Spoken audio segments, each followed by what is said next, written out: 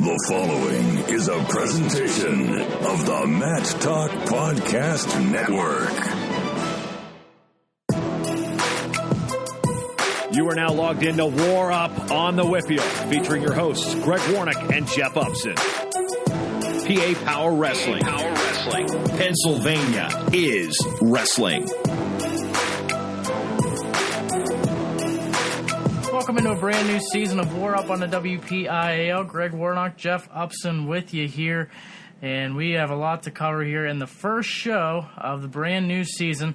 We have the Super 32 results. We have the Surge results, our first ever wrestling tournament hosted by PA Power Wrestling. A success, Jeff, would you say? Oh, for sure. I mean, yeah. It was definitely a success. It was a great first year, and we learned a lot as far as putting a wrestling tournament together, I would say. Yeah, definitely learned a lot.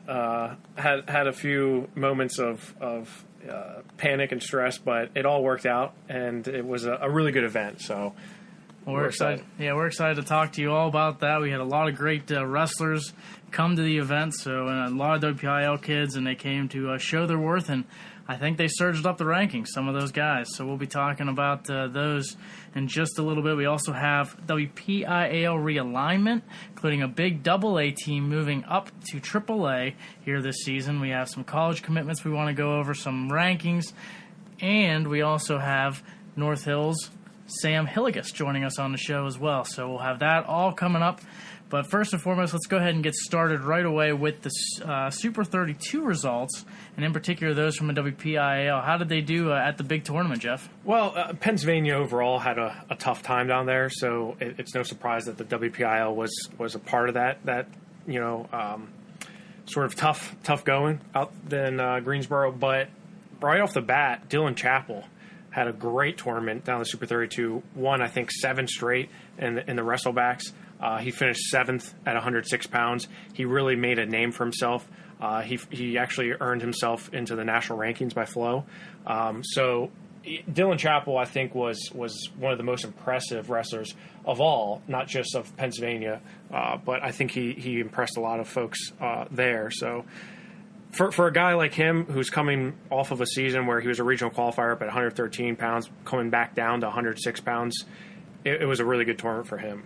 Yeah, it just happened to be behind a state champion at 106 pounds, and if not for that, do you think he would have been on the medal stand at Hershey last year, top 8? I mean, it's easy to say he would have. I mean, obviously anything's possible, but I think him and Allie are pretty close. So, and you got to think the guy he lost to by a couple points in a wrest-off is a state champion. So I would assume he would probably have been on the medal stand. But his performance down in the Super 32 earned him a number 16 ranking in the nation by Flow. So he's number 16 in the nation by Flow at 106 pounds, and he hasn't even made it to a state tournament. So that's pretty impressive. Yeah, no doubt about it. And really, he wrestled great for being undersized at 113 pounds all of last year.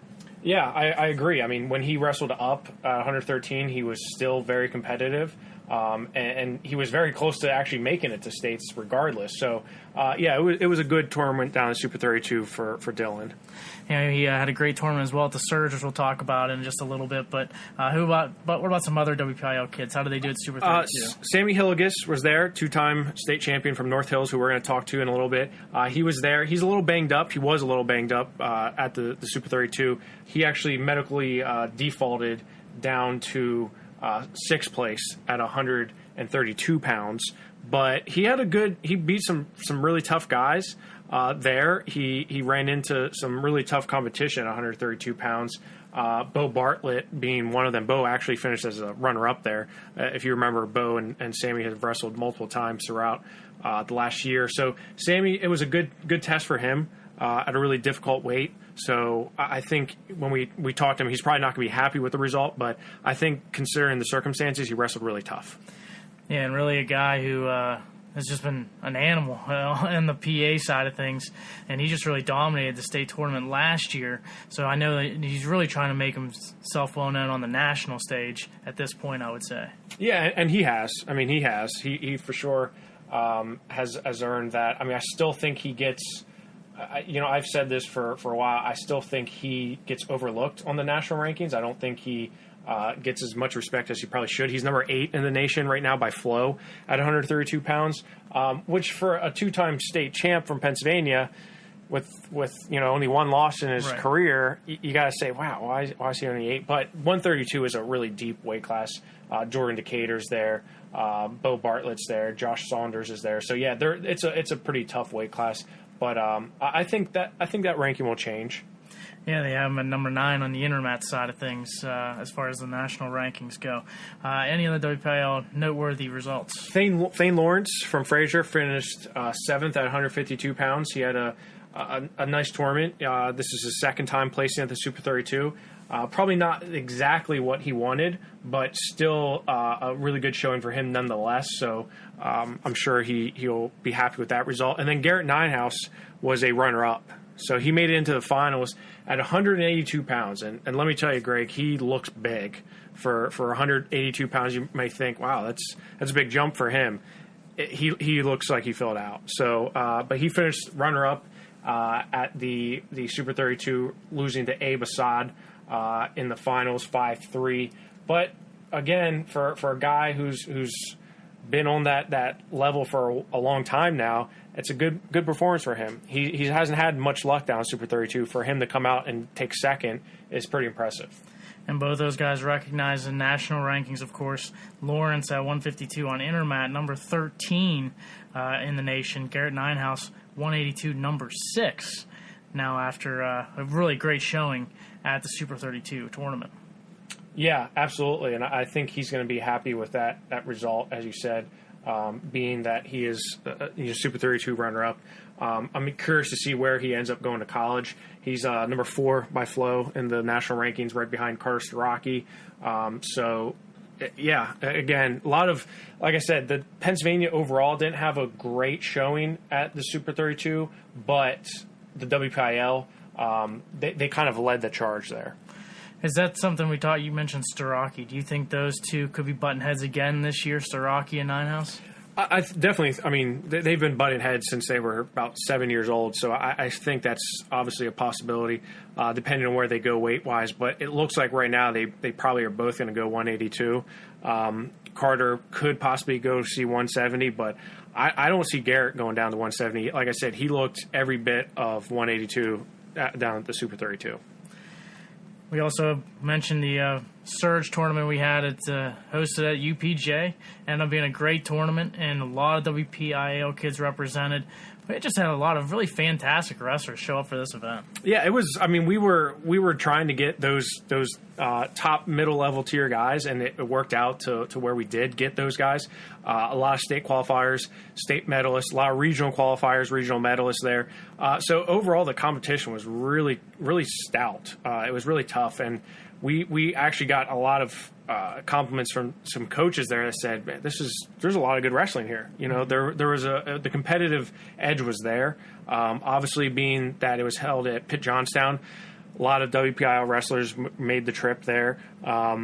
And overall, I mean, it's hard for me to say this because it seemed like at the time it was so stressful, but it was a success. I mean, it really was. For us to host our first tournament and nothing major bad happened, that's a win, you know. Right. So everything ran pretty smoothly. The tournament got done quicker than it was supposed to, which is always a huge thing for wrestling fans. Yes. and coaches and wrestlers. I mean, I can remember long days in the gym thinking, when am I going to get out of here? Both as a competitor and as a member of the media. And I think people appreciated that. So, but yeah, a lot of WPIAL talent was there. Yeah, a lot of deep weight classes as well. The heavier weights, obviously, we lacked a little bit because of the fact that the kids are still in football. But, you know, I thought overall a lot of depth in the weight classes, too. And I think I heard a lot of the referees mentioning they felt like it was like a regional tournament. It's what they likened it to. Just the quality that was there was like a regional tournament. I think the biggest issue was a mat. I think is what we talked about the day before the tournament. Right, that was it. A mat maybe not working out quite as right, but it ended up working out for us. It ended up working out, and I mean it was. There was a lot of grinding going on, a lot of good flurries, and a lot of high quality wrestling. So yeah, we were excited. Right off the bat, 106 pounds was a super exciting weight for me because you had a lot of deep. You had a lot of talent there, new and old. You had some folks that were already proven, such as Carter Diber, who was on the state, at the state tournament last year. But you had a lot of fresh faces: Jackson Arrington from Forest Hills, Dylan Coy from North Allegheny.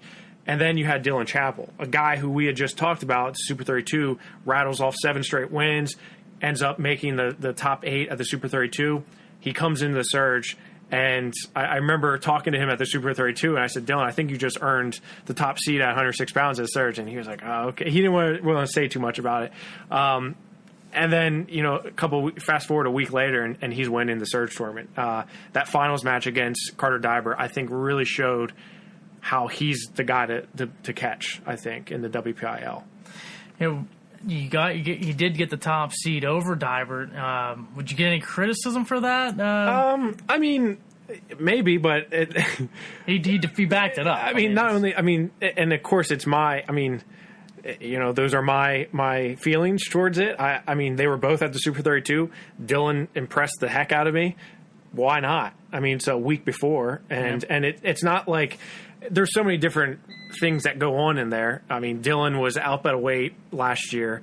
Had he been down, he and Carter go back and forth. Those guys they're friends off the mat. They train sometimes together. So I wasn't worried about which one was 1 and 2. I just felt like Dylan had earned it at the Super 32, so I wasn't too worried. And if people did, it's our tournament, So I'm going to seed it how I want to seed it. So and it worked out that way. They ended up finishing 1-2, and then Jackson Arrington finishing in third. Talk a little about some of those other guys. Arrington, Coy, you mentioned. Yeah, Coy, Dylan Coy from North Allegheny is a freshman. Jackson Arrington as well. Coy impressed me. He rattled off a few nice wins. He beat Mason Prinky from Collinsville, who was a regional qualifier last year for Collinsville, and he beat him 1-0. So he showed me some potential for him for this year, especially when she grows into that 106-pound weight class. It really just got me excited for the season, watching some of these guys compete. Now, the time stamp for these were a minute and a half for each period. Correct. Some we should mention as well. And then in overtime, it was the 1 minute sudden death, and then straight into the 30-second sudden death as well. So a little bit different than in the season, but not by much. I mean, these guys aren't in shape to be doing that for, especially some of these guys wrestling 6 matches or 5 or 6 matches in a day. In a very tight time span too. Right. There was no breaks. I mean, we ran right through it, and I think most kids appreciated that because you get in, get your business done, and go. So 113 pounds, Dylan Chappell's teammate, the guy who he was behind last year at 106 pounds, Alejandro Herrera Rondon, impressed me beyond belief. I mean, he just continues to get better. And I mean, Greg, you were there. He looks big. Oh, yeah. I mean, he looks strong. He doesn't look like the little kid anymore that I remember seeing when he was like 13 years old winning PJW state championships, and he was just, 5 foot nothing. And he looks big and strong, and it's dangerous because, you add into his already repertoire of just skills and mat awareness. Now you throw in the fact that he's growing. Yep. It's dangerous for the rest of the folks in his bracket. And there were 4-pound weight allowance for the tournament. He filled every single 10th. I think he weighed in right at 117. Yeah. Memory serves. So he's filled out, and he is definitely right there as far as that weight class goes. And he ended up facing a guy who made a lot of noise in the finals. Yeah, he did. He faced a guy by the name of Rocco Welsh, who's not going to be in high school this year because he's still in 8th grade. But he's a wrestler from Waynesburg. Really talented guy, and anyone who follows Pennsylvania wrestling, especially in the youth ranks, is going to know his name. Multiple-time PJW state champion. He's won a variety of national championships as well. He's a really tough wrestler, and he defeated a lot of high-quality wrestlers. In fact, he beat Kyle Burkholder in the semifinals 2-1. So that's a guy who was 3rd in the state last year. Comes out and beats him as an 8th grader. But Herrera, he came out and just really put it on him in the finals, beat him 9-0. Herrera Rondon's his semifinal match was a tough one with Ryan Michaels. Right. And Ryan Michaels really impressed me. This is a guy who I think probably goes a little bit under the radar, from Elizabeth Ford. And he came out and won some tough matches. He beat Adam Jacob, who was a returning state qualifier from East Pennsboro. He beat him 5-2 in the quarters. And that was a match I watched and thought, man, he's going to challenge Allie. And he did. It was a 2-0 win for Allie. But then Ryan comes back and finishes in 3rd. He actually pins Kyle Burkholder in that 3rd place match. So a guy who really raised his stock there, in my opinion, was Ryan Michaels. Yeah. no doubt about that. And, moving into the 120-pound weight class for the WPIAL, a guy who made some noise, Garrett Thompson from Franklin Regional. Yeah, this is a guy who kind of under the radar, I guess. Really, the next couple weights, we're going to talk about some Franklin Regional guys that were under the radar. Of course, Colin Camacho, right? Everyone knows him, but these other guys that are just kind of journeymen, they're grinders. Garrett Thompson is one of them. He's a sophomore this year, and he came out and had a good tournament.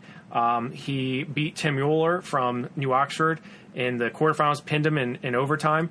And then he comes back to finish third. He actually beats Uller again for that third place match. So a guy whose stock definitely came up in a weight where there was a lot of talent here. There was some state qualifiers and some regional medalists.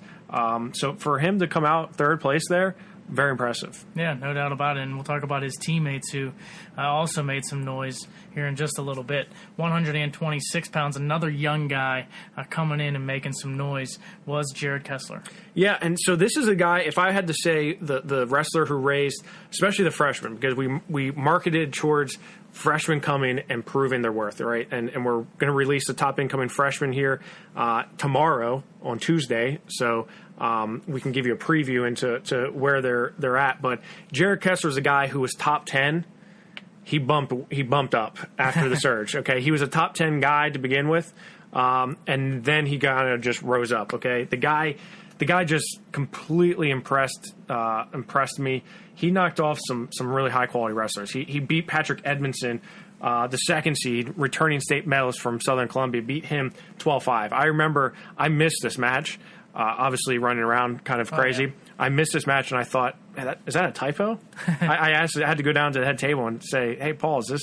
He's like, no, that happened. So I was like, all right, I got to watch him the rest of the way. Then he comes out and beats Dalton Gimber from Hamburg, beats him 7-0. Then beats a state medalist, Anthony Glassel from Brockway, beats him. Then in the finals, he faces another PA state medalist, Luke Lucerne from Council Rock North, and he pins him. Yeah, I mean, we're talking about a freshman, and he's a true freshman. I mean, he's a young freshman, I guess you could say. For him to come out and win the surge, 100% impressed me. There's a reason why he's going to be high on that top income freshman list. Not going to say which number he's in, but he's in the top 5. He's in the top 5. He's in the top 5. So you'll have to check it out, but he's in the top 5. Right. We talk about Franklin Regional, 132 pounds. Zach McCann ended up starting tournament as a number 7 seed, but comes out as the champion. Yeah, whoever seeded this tournament obviously has no idea what he's talking about, right? Zach McCann. So kind of like Garrett Thompson, Zach McCann really impressed me. He had a good showing at Super 32 a weekend before, but he comes out and he beats a state medalist from Northern Lebanon, Colin Leonard. Beats him 4-2 in the quarterfinals. That was a great match. It was a good match. It was a war. Yeah, I don't know if you remember that. was one of the ones I got to see. Yeah, it was a really good match. But then he follows it up, beats Tyler Dilley, who's a really solid wrestler from District 9. He just came back last year. He was hurt. He was banged up. But he beats him 3-1. And then a finals. I don't know if you remember that finals match with Higley. Oh, yeah. From Sullivan County. This is a guy who's a sophomore but returning state medalist. So he beat 2 AA state medalists en route to the championship. He beat him 7-2, really controlled the match. Oh, yeah. And Higley was frustrated because he was like, McCann showed his abilities to fend off shots really well, but also get to his offense. So really good showing for Zach McCann. 132 pounds also was a big day for Ken Heyman of Cannon McMillan because of the fact he lost early, but he battled back. I think every time I turned around, because we had a lot of times the consolations were on the back half of the 2 mats, every time I turned around, I thought I saw Ken Heyman wrestling. You did. He's wrestling again? Yeah. But he battled his way through the consolations. He really did, and I don't know if you saw that first round match he had with Daniel Yesick from Ambridge, and it was a ultimate tiebreaker, 1-0 win for Yesick, and it was a good match. And Heyman, I remember seeing him afterwards because I almost didn't recognize him. He was so big. Like, he got tall. I mean, he was already tall to begin with, but he just looked taller, right? And probably the reason why he's up at 132 pounds. But then he comes back and rattles off 4 straight wins, okay, and then picks up a forfeit to get into the third place match. So yeah, he really impressed me there, and I think it's good for Ken and Mac, right? So battle tough. About it. 138 pounds. WPIAL had a WPIAL finals match. Jacob Ely of Hopewell ends up winning it all, and he defeats Spears from Franklin Regional in the final. Yeah, so Ely probably one of the most consistent guys in the tournament, in my opinion. He was just really head and shoulders above the competition there. He was for sure one of the top wrestlers there, and he actually committed to Pitt Johnstown soon after that. So I know Coach Pecora was in his ear, after seeing him just do so well in his own gym there. But Ely came out and beat Mason Spears in the finals. Mason Spears battled him tough, but Ely was just too much to handle. So guy who's under the radar, and Hopewell, remember, they're in AA this year, not AAA. So I think he's going to battle for a state championship, give or take, for sure. No doubt about it. He looked dominant throughout the entire tournament against good quality, too. Mason Spears had a heck of a tournament, knocked off the top seed in Ty Varndell to get into the semifinals, and then he beats Ken Dushek of Freedom to get to the semis. So a great showing by Spears to get to that point. But, Ely was just on another level. And Drew Vlasnik from Seneca Valley, another Seneca Valley wrestler here, comes in and takes fourth place. He beat Kenny Dushek in the blood round to get into the third and fourth place match. So, overall, a very deep weight class, and obviously one that was dominated by the WPIAL with three medalists. 145 pounds. The WPIAL did get a medalist, Ty Linsenbigler. He ends up finishing in third place. Yeah, and he had it was a tough tournament for him. And 145 was stacked. But the guy who won it is a freshman, so that's scary for the rest of the folks there. But Linsenbigler had a really, I don't know if you saw this match with Tristan Pugh from Berlin in the quarterfinals. It was a brawl, 4-3.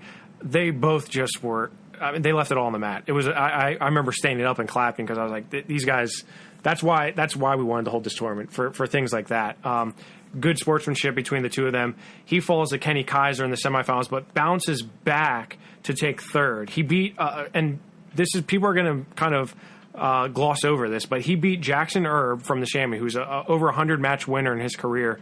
He beat him in the Conci semis 5-0, and then beats Colton Zimmerman from Carlisle, beats him in the Conci finals 1-0. Another really hard fought win. So he's getting these really hard, close fought matches early in the season, right? So when he's getting ready for Hempfield area, this, in the early parts of the year, he's already been battle tested. He's already been in those 1-0 matches where it's gone his way. So I think he was happy with his result despite not winning it. Yeah, no doubt about it. And like you said, probably the deepest weight class in the entire tournament at 145 pounds. 152. A little bit of a surprise as the champion, Eli Brinsky of South Fayette. He ends up winning it all. And this could be a match that you see several times because South Fayette going up to AAA.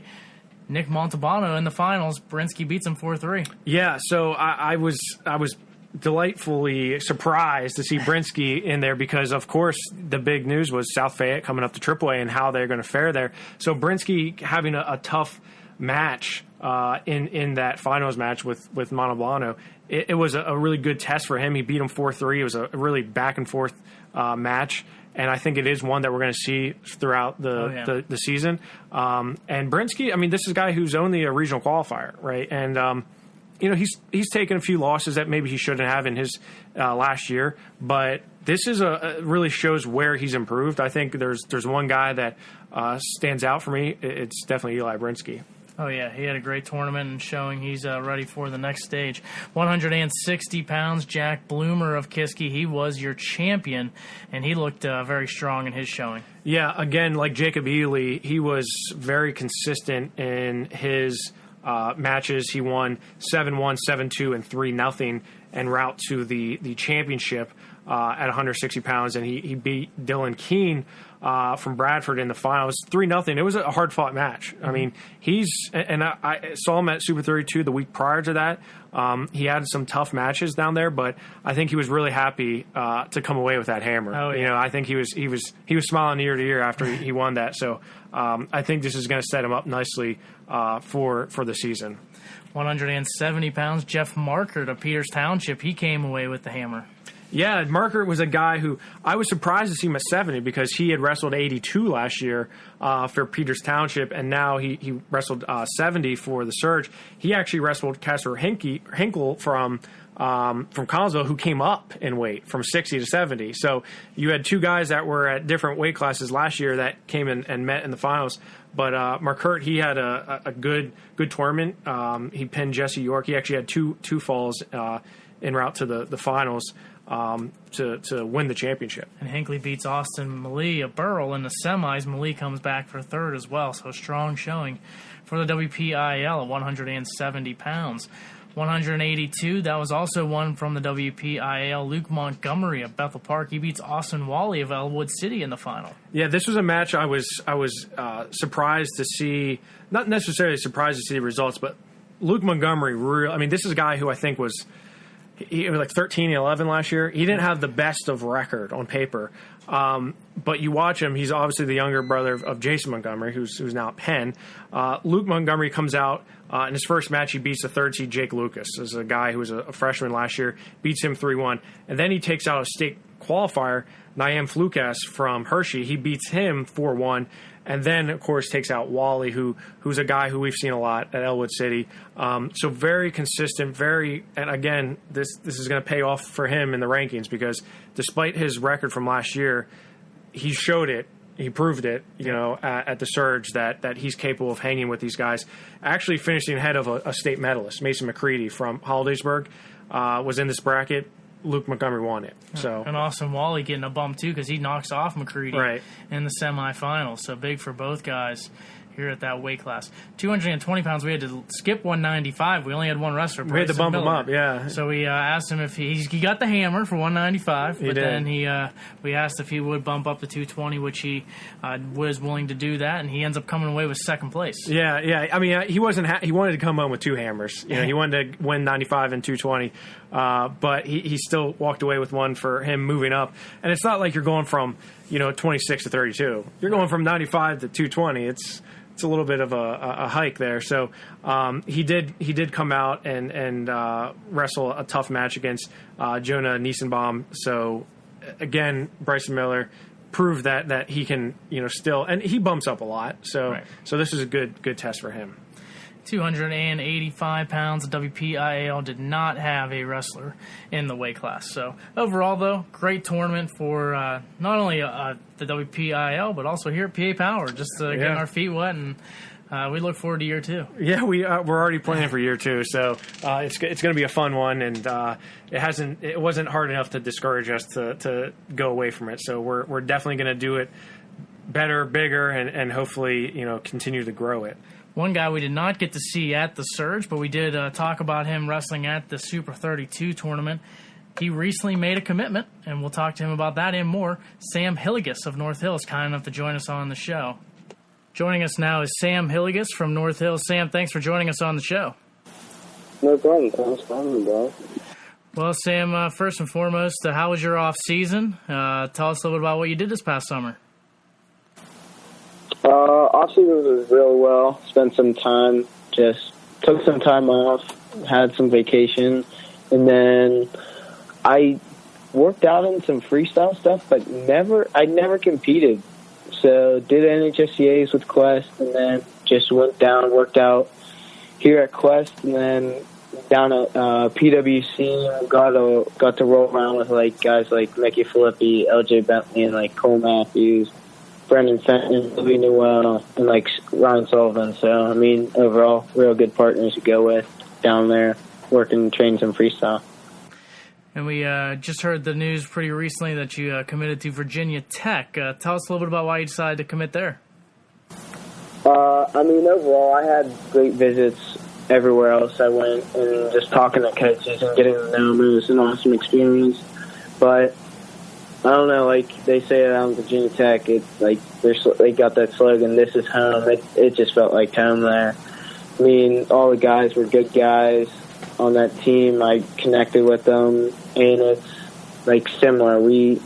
It's similar being out here at Quest. You got some of the country, but you have some of the city kids there. So it's kind of just sticking to my roots. And then actually my dad, since he went to college in Erie, Coach Roby, he really didn't live that far away. He was like, I want to say, half a mile away from where my dad went to college. So they knew some guys and got to know each other through like other people that my dad played football with that Roby just knew from family.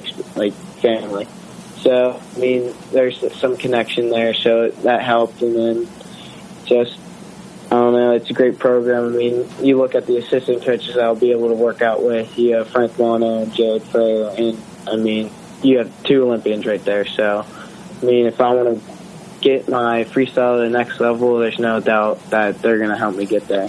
Yeah, Sammy, those are 2 guys that are obviously very accomplished, both having represented the United States at the Olympic Games, and it's hard to shy away from that type of coaching and mentorship. And you and I had talked a lot about the process of going through the commitment. Do you feel better now that it's kind of off your shoulders? I mean, do you feel kind of a weight's been lifted and you can kind of just focus in on finishing out your high school career? Yeah, there's some weight off my shoulders, but I don't think anything has really changed. I mean, at first I thought I would have waited, but it was just the right choice. And I mean, going down the line, there's no doubt about it that I'd changed my mind.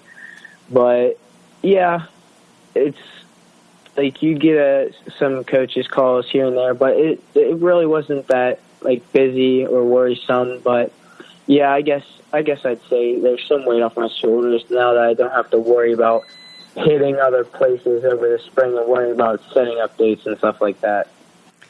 Now, Sammy, you've talked about freestyle. I know you and I have talked about freestyle, and you always say you're going to wrestle freestyle, but you never do. You always practice, but you never go out and compete. What's holding you back?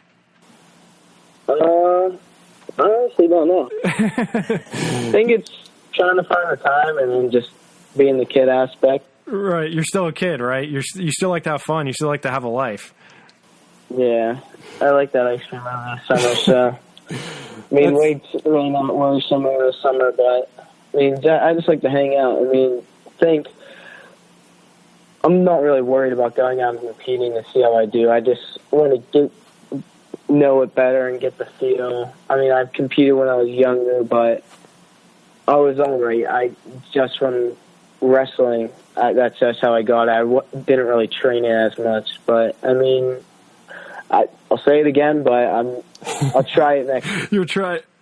All right, Fargo next year. If you're not there, I'm coming to hunt you down. I think Quest coach Jim Akerley is going to be there with you too. I think he'll drag you out there. It's hard to believe, Sam, that you're already going into your junior year. It seems like yesterday you were a freshman, and it's hard to believe that this wrestling season's already here. What's your mindset like? I mean, you're entering your 3rd year of high school, and you're a 2-time state champion. Is this where you expected to be in your career at this point? And like I said, what's the mindset? I'd like to say I expected it, but I mean, not really. But I mean, I just working with both coaches here at Quest and North Hills with Coach Martinez and Jones. We like having those 2 also with Coach Jim. It's just been like huge for me, and surrounding myself with some of these guys, so I'm getting pushed no matter where I am. But heading into this season, I think I'm just progressively getting better and better each day. My footwork, on neutral, I've just gotten a lot better. Being able to, speed and footwork and explosiveness, being able to move better all around, I think I've progressively got better since freshman year. Yeah, and that's actually something I had jotted down when we were in Super 32. We all know how tough you are on top, right? We all know. I remember freshman year, you and Louis Newell, you were just so relaxed at the top position, but really your neutral from your feet is really improved in my opinion. And like you said, the quickness. Is that something that you hope to kind of highlight this year? Is maybe working guys over on your feet? Yeah, for sure. I mean, I don't want to. Of course, I'm going to have my top game and like that, my whole arsenal from there. But definitely working in that footwork, getting guys out of position, and just being able to break them on their feet, because as soon as you get that takedown, you're back on top. So, I mean, I'm not going to shy away from going after a guy to get a takedown there, get on top and start working from there. How you feeling health-wise, Sam? We know that you ended up having injury default at the Super 32. How's everything going for you health-wise? Health-wise right now, I'm all good. So, rebounded nice. Worked with the trainers a lot, got a lot of stretches and rehab, and took, I want to say, like 2.5 weeks off after Super 32 because I was banged up. The gym teachers were laughing at me, and I walked like an old lady. So I was like, I got to find some way to get back in the things. So definitely a lot of rehab and then just working, and then just slowly getting back in some workouts. Do you expect to be ready for the start of the season here this coming weekend? Oh, yeah. It's your season this year, so start out there and get the ball rolling. That's great to hear. Now, I know you had to end up injury defaulting at the Super 32, but prior to then, were you happy with your performance? Yeah, I was real happy with my performance. I mean, I wish I could have gone on and wrestled semis and possibly the finals. Two real good kids I'd like get a chance to wrestle, but I know with the meal going off the college over this summer, I probably will never be able to see him again until we're wrestling NCAAs or something. But yeah, I mean, I felt real well with it. I mean, wrestled pretty tough guys. It was all in my control, so nothing to be ashamed of. And Sam, looking at the schedule this year, what sticks out for you personally, and what do you like to accomplish? I know I can't wait to see you back at Powerade. Is that one that you have circled and highlighted? For sure. I mean, we might not get the best competition at the beginning of the year, but we're still that's something to see where I am. I mean, I'm wrestling Journeyman, I wrestle in Super 32, but now you got that more consistent weight management and seeing where I match up better throughout the season. If I've gotten better or stayed the same, I'd like to say I'm getting better each and every day, but that's definitely seeing where I am, because you're going to get some of those best guys to the state and some guys out of state that are coming in from all over. Well, Sam, we appreciate you taking a few minutes out of your evening to join us on the show, and best of luck as you head into your junior season. Thank you. Thanks, Sam. Thanks again to Sam Hillegas for joining us on the show. We mentioned it in the beginning. He's going to Virginia Tech to continue his wrestling career. We have some guys going into their senior season who have already made their commitments. Let's mention those to you. Ryan Sullivan of Shaler, he's headed to Pitt. Also headed to Pitt is Colton Camacho of Franklin Regional. Pair of WPIAL guys staying home. Yeah, and I think that shows a lot with how Pitt has grown and it's become something that these WPIAL wrestlers are seeing success in. They're seeing guys like Mickey Philippi do well here at the Panthers. So I think I'm not surprised at all to see guys like Ryan Sullivan and Colin Camacho commit to Pitt, and I think they're gonna find some success there. Scott Joel, LaBelle Vernon, he is headed to West Virginia. Nick Coy of Penn Trafford, he's headed to Virginia.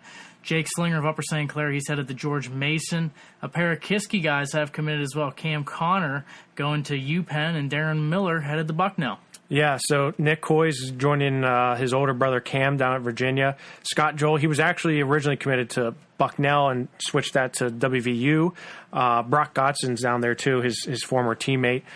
Jake Slinger, another Quest guy from Upper St. Clair. He's going to George Mason, where Mason Beckman is, and he's a former Quest coach there. Cam Connor and Darren Miller, two very bright kids, and I think they're gonna fit in nicely at their respective programs. John Hoover of North Allegheny, he's headed to VMI. Brandon Matthews of Peters Township heading to Seton Hill. Nick Montalbano of Seneca Valley, he's headed to American. Joining him at American, Zach McCann of Franklin Regional. Alex Weber of Thomas Jefferson, he's headed to Pitt Johnstown. Jason Geyer of Seneca Valley headed to NYU. Yeah, and Jacob Ely, obviously going to Pitt Johnstown, as we mentioned earlier. Alex Weber. Zach McCann, I think that's a nice pickup for Teague Moore at American. I think, he's only going to progress. Same with Nick. I think they're both guys that are going to progress throughout their careers. So those are some of the commitments we have currently at the moment. And as they come in throughout the wrestling season, we'll make sure to pass them on to you guys. We've kind of mentioned a couple of hints throughout the show. The realignment in WPIAL, I think the biggest news is South Fayette going from AA to AAA. Hopewell going from AAA down to AA. But we'll run through the sections quickly for you and a couple of coaching changes as well as we go through that. 1A is now Central Catholic, Franklin Regional, Kiski area, Norwin, Penn Trafford, and Plum. Big coaching change there. Norwin, now Vince DeAugustine, the head coach there. Yeah, and Vince is. I mean, he was at Hempfield for quite a number of years. I don't know exactly 9 or 12. It was a good amount of years, and kind of surprised. But then once things started coming out, I wasn't that surprised. And I think Norwin is a program that he's looking to build up and really make a power in that Section 1, which is crazy to say because Section 1 is so deep with schools like Latrobe and Greensburg-Salem and Kiski, obviously.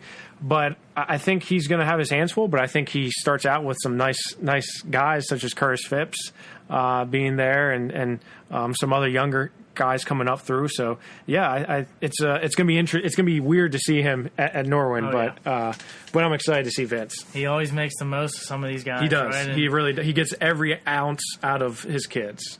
And really there was the one wrestler who ended up wrestling that shouldn't have, and I think that's probably where the disconnect came there with Hempfield, and why he decided to leave. But if you think about it, they with that wrestler in the lineup, they beat Seneca Valley. Seneca Valley ends up being a third place team, and they end up being a state medalist type team. So you're talking about Hempfield and being that good with Vince DeAugustine.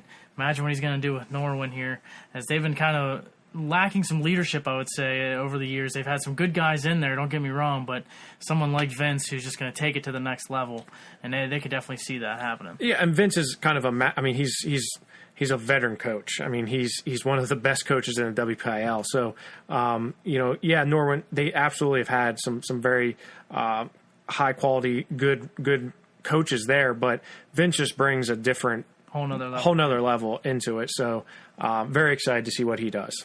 But you got a couple of teams there in that subsection, Kiski and Franklin Regional, who are just going to be tough once again. We talked about Franklin Regional and all the guys they had at the Surge. We talked to Matt Levy at the Surge, and he mentioned he's got a good nucleus. He's got that good core. It's just about getting some of those other kids in there, and if he can get them in, they could be tough. Kiski's just going to be tough as they always are. Kiski's never seems to be not in the mix. Yeah. I mean, and I'm looking over today. I'm just thinking, man, how do they just keep on replenishing that? And it's I've talked to their coaches a lot. I love that program. I don't think it's any secret that I like Kiski, and they do it the right way. I mean, they have a full youth program. They build those roots up throughout, and it pays dividends. 1B is going to be Gateway, Latrobe, Greensburg, Salem, Hempfield, Penn Hills, and Woodland Hills. And who does Hempfield get to replace Vince DeAugustine? They get Tom Doherty, the former coach of Connellsville. Isn't it crazy how that happens? How how it all comes kind of full circle? And another guy who's been a veteran coach. I mean, the name Doherty. I mean, that's a name that I know my father would talk a lot about, and just kind of a household name in the WPIAL. So, Vince is going to Norwin, and Hempfield just picks up another one. So, very curious to see how Tom does with that, core group of guys. And remember, they return a ton of talent. Hempfield returns Burkholder, Linsenbigler, Verklier, and they have a lot of tough guys there. 1B has always been the deepest. 1A always had Franklin Regional Kiski. Now 1A is not only has those top two, but they get the depth now with Norwin, Penn Trafford. 1B a little bit lighter on that side of things. Section 2 really pretty much the same as it has been all in the last few years. Albert Gallatin, Bell Vernon, Connellsville, McKeesport, West Mifflin, Thomas Jefferson in 2A, 2B, Baldwin, Bethel Park, Mount Lebanon, Peters Township, Ringgold, and Upper St. Clair. Section 3, 3A, Armstrong, Butler, Knock, Mars, Pine, Richland, and Seneca Valley. 3B, Fox Chapel, Hampton, Indiana, NA, North Hills, and Shaler. Again, not much changing there in Section 3. I think the one change, maybe Armstrong coming over to 3A. I believe they were in Section 1 before.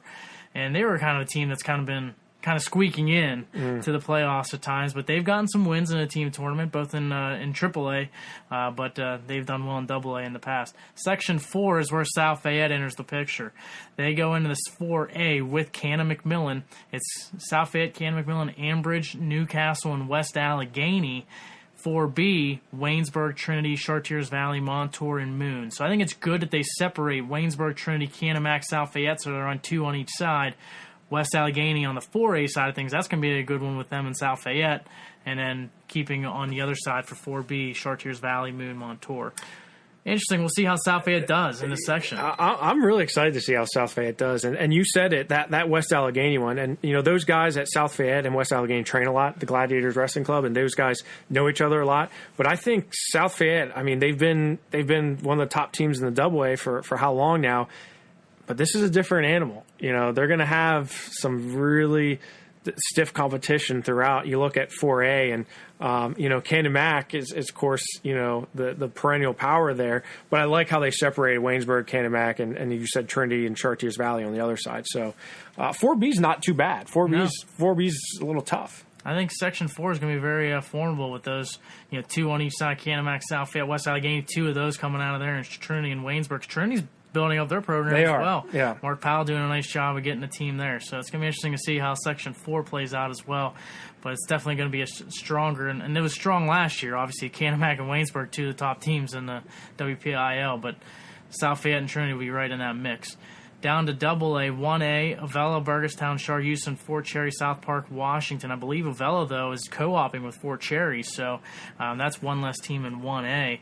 1B, Bentworth, Best Center, McGuffey, Jefferson, Morgan, Mapletown, West Green. McGuffey moving into Section 1 before they were in Section 2, so they, and as well as Jefferson, Morgan, and West Green, I believe, as well, all moving into 1B.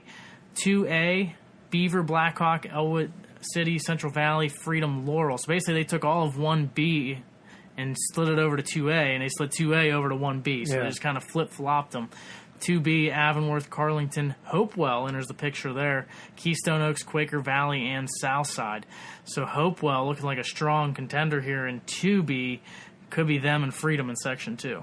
Yeah, I'm excited to see, how, and same with, I'm excited to see how Quaker Valley does. Quaker Valley, remember last year we talked about, their studs in their lineup, and they're getting some newer guys coming in as well, some top freshmen coming in, so they're going to look to compete. And Hopewell, again, solid team. Jacob Bealey there, Connor Forrest, they're going to be. Can they fill out the rest of the lineup? That's the question. Right. And if they can, they're going to be a formidable matchup out of Section 2. Section 3A, Borough, Highlands, Riverview, South Allegheny, Summit, and Valley. 3B, a lot of teams from 2B sliding over. Derry, Elizabeth, Forward, Fraser, Mount Pleasant, Southmoreland, and York.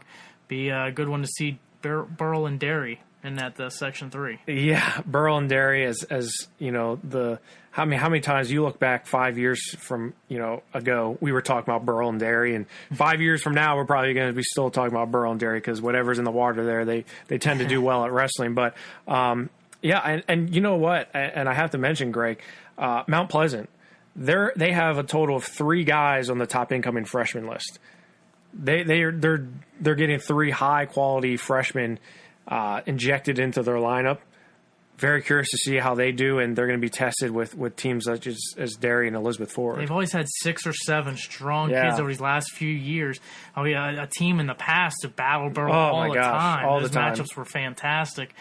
Now, they've had 6 or 7, but they haven't filled out the rest. Yeah. If they can get those 3 guys in and fill out the rest of that lineup, they could be dangerous, yeah. Yeah, they could be a tough foe, not only for Thery on that 3B side, but also with Burrow in Section 3. Looking ahead to this upcoming weekend, we got the biggest tournament that's coming up. That's the Ironman tournament. Are there any WPIAL schools coming up in the Ironman? So right now, the Ironman's going to feature Thane Lawrence. Thane Lawrence is competing for Fraser. The way that Ironman works is you can enter as a team or you can wrestle as a individual, and he's going to be competing as an individual there. So that's a really unique opportunity for him to compete with some of the most talented. I mean, this is the toughest tournament in season in the nation, in my opinion, and he's going to have a chance to prove where he stands with the rest of the nation, especially after placing at the Super 32 for the past 2 years. But outside of him, you're not going to see a ton of WPIAL guys other than Seneca Valley. So right. Seneca Valley brings their whole team out. Seneca Valley is going to have, obviously, Chapel. They're going to have Allie. They're going to have Nick. They're going to have Chance here, who transferred in from Kiski Prep, who was a national prep qualifier for them. That's probably the biggest thing I'm looking forward to, is seeing how guys like Dylan and Allie do against some of these toughest guys. And if they wrestle like they did at the Surge, they're gonna have success. So I can't believe it's here, but it's here. Of course, you got the Cumberland Valley Kickoff Classic. Kane and Mac will be there as well. A bunch of dual tournaments going on, and of course, Eastern area. And the Chartiers Houston tournament. Chartiers Houston too. So Eastern area and Chartiers Houston usually have the most WPIAL schools. Usually mostly all of them are WPIAL schools. So we'll get to see where a lot of kids are weight-wise, which will be good for us as far as the rankings go. But it'll be good to see. It's crazy, though. First weekend of wrestling action is here. It's here, man. It's here. And I feel like it's already begun a little bit with the Surge, but I can't wait for this weekend because now I get to see where guys are in weights, and rankings will finally start taking some form. Right. And we'll be here next week to recap those tournaments, and we'll get you previews for the section wrestling, which is going to get underway next week as well. I want to thank Sam Hillegas of North Hills for joining us on WarUp on a WPIAL. For Jeff Upson, I'm Greg Warnock. Thanks for listening in, and we'll talk to you next week.